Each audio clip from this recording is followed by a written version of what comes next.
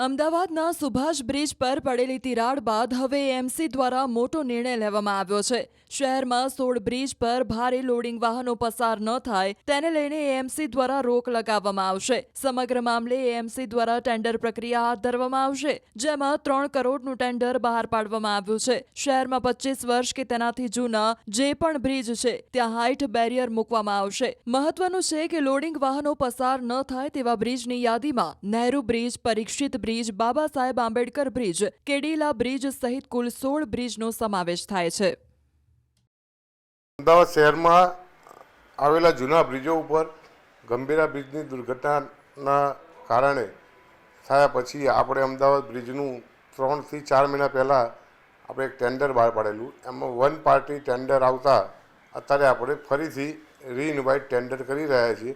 એમાં 16 બ્રિજો અમદાવાદ શહેરના જે વર્ષો જૂના બ્રિજો આવેલા છે ત્યાં હાઇટ બેરિયર લગાવવાનો નિર્ણય કરવામાં આવ્યો છે। જ્યાં વધારે જરૂરિયાત હશે એ ટેન્ડર આવ્યા પછી આપણે એનો નિર્ણય અમદાવાદના અધિકારીઓ સાથે લઈને કરીશું। અમદાવાદના 16 બ્રિજ ઉપર હવે અમદાવાદ મ્યુનિસિપલ કોર્પોરેશન દ્વારા રિસ્ટ્રિક્ટેડ હાઇટ બેરિયર છે તે લગાવવામાં આવશે, એટલે કે આ જે તમામ બ્રિજો છે જ્યાંથી ભારે લોડિંગ વાહનો જે પસાર થઈ રહ્યા છે તેના પર પ્રતિબંધ મૂકવાની વિચારણા છે તે અમદાવાદ મ્યુનિસિપલ કોર્પોરેશન દ્વારા કરવામાં આવી રહી છે અને તેના માટેની જે ટેન્ડર પ્રક્રિયા છે તે પણ હાલ હાથ ધરવામાં આવી છે।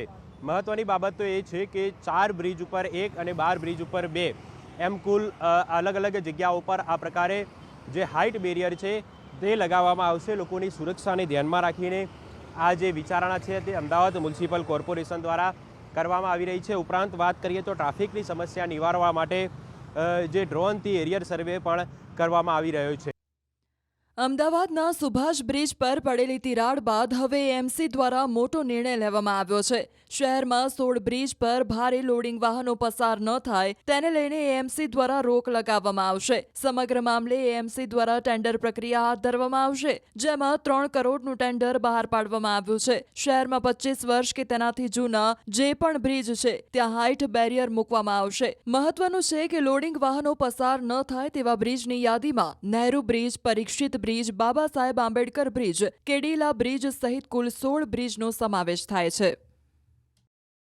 અમદાવાદ શહેરમાં આવેલા જૂના બ્રિજો ઉપર ગંભીરા બ્રિજની દુર્ઘટનાના કારણે થયા પછી આપણે અમદાવાદ બ્રિજનું 3 થી 4 મહિના પહેલાં આપણે એક ટેન્ડર બહાર પાડેલું। એમાં વન પાર્ટી ટેન્ડર આવતા અત્યારે આપણે ફરીથી રીઇન્વાઇટ ટેન્ડર કરી રહ્યા છીએ। એમાં 16 બ્રિજો અમદાવાદ શહેરના જે વર્ષો જૂના બ્રિજો આવેલા છે ત્યાં હાઇટ બેરિયર લગાવવાનો નિર્ણય કરવામાં આવ્યો છે। જ્યાં વધારે જરૂરિયાત હશે એ ટેન્ડર આવ્યા પછી આપણે એનો નિર્ણય અમદાવાદના અધિકારીઓ સાથે લઈને કરીશું। અમદાવાદના 16 બ્રિજ ઉપર હવે અમદાવાદ મ્યુનિસિપલ કોર્પોરેશન દ્વારા રિસ્ટ્રિક્ટેડ હાઇટ બેરિયર છે તે લગાવવામાં આવશે, એટલે કે આ જે તમામ બ્રિજો છે જ્યાંથી ભારે લોડિંગ વાહનો જે પસાર થઈ રહ્યા છે તેના પર પ્રતિબંધ મૂકવાની વિચારણા છે તે અમદાવાદ મ્યુનિસિપલ કોર્પોરેશન દ્વારા કરવામાં આવી રહી છે અને તેના માટેની જે ટેન્ડર પ્રક્રિયા છે તે પણ હાલ હાથ ધરવામાં આવી છે।